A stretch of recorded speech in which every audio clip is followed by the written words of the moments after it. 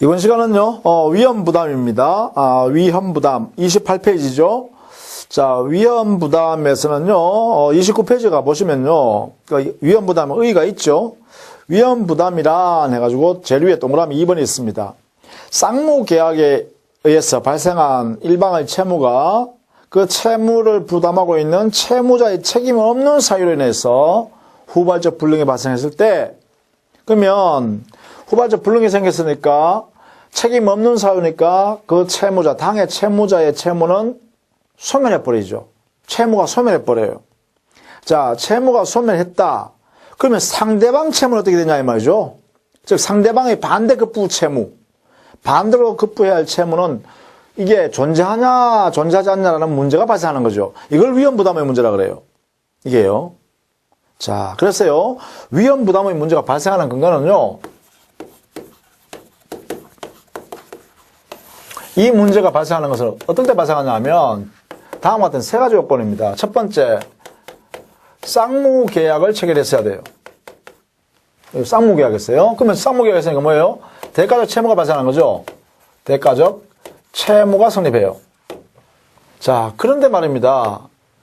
그 어느 일방의 채무, 이 채무 중에 어느 일방의 채무가 후발적 불능이 됐습니다. 이행할 수 없는 사정이 발생했다는 거예요. 여기 어느 일방의 채무가 후발적 불능이 생겼다. 후발적 불능이요. 후발적 불능. 반드시 확인해야 됩니다. 후발적 불능. 후발적 불능이 생겼다. 자, 그런데 이 불능이 발생된 근거를 찾아보니까 당해 이 채무를 짊어지고 있는, 불능된 이 채무를 짊어지고 있는 채무자, 이 채무자의 잘잘못이 있는가라고 따져봤더니만은 아무 책임 없는 사유들한 거예요. 즉, 채무자의 잘못 없는 사유에서, 아무 잘못 없는 사유에서 후발적 불능이 생겼다는 것입니다. 그러면 뭐예요? 이 채무자의 채무는, 그죠? 이 채무자의 채무는 소멸되어버리죠? 채무 소멸. 책임을 면한다는 거예요. 책임을 면한다. 왜? 자기의 잘못이 없으니까요. 무책입니다. 무책. 무책. 중요하죠. 무책. 책임 없는 사유예요. 책임 없는 사유. 그럼 이 사람의 채무가 면제되면, 자, 이 사람의 채무에 상대방이 있을 거 아닙니까? 상대방 채무요. 이건 어떻게 되냐, 이 말이에요, 이게. 이 관계로 우리는 위험부담의 문제라 그래요. 이걸 반대급부 채무라 그러죠? 그죠? 반대급부 채무. 그죠? 이 사람은 이렇게 줘야 될 채무가 없어져 버렸잖아. 그럼 이 사람이 줘야 될 채무는 어떻게 되냐? 이 말이에요, 이거. 이걸 이야기하는 거, 이거.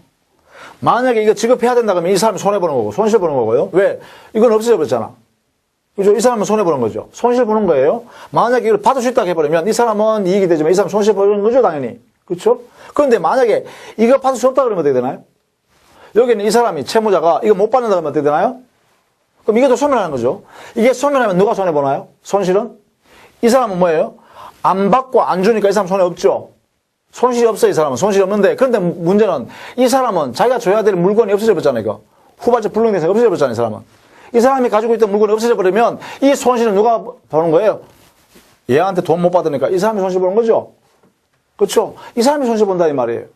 그러니까 결국은 상대방의 반대급부해야 할 이 채무가 그대로 존속하냐 아니면 소멸해버리냐 함께에 따라서 손실의 위험을 얘가 부담하냐 얘가 부담하냐라는 것이 정해진다는 거예요. 그걸 정해야 된다는 거죠. 결국은 당사자는 서로 손해 안 보려고 할 거 아닙니까? 그러면 이거는 법적으로 한 사람에게 손해 귀속을 정해야 된다는 것이죠. 이걸 우리는 위험부담의 문제를 한다. 그래서 위험부담의 문제는 반드시 이 세 가지입니다. 쌍무계약에 있어서 후발적 불능이 발생했는데 그 후발적 불능이 채무자, 그 채무, 없어진 채무, 후발적 불능이 발생한 그 채무의 채무자가 책임이 없어요.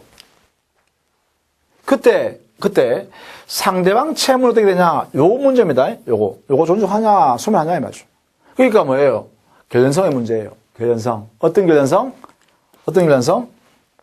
채무의 소멸에 관한 결연성이죠. 네 채무 소멸했으니까 내 채무 소멸했다라고 해버리면 얘가 손실 보는 거고 이쪽이 손실 보는 거고 이 채무는 그대로 존속한다 그러면 이쪽이 손실 보는 거죠.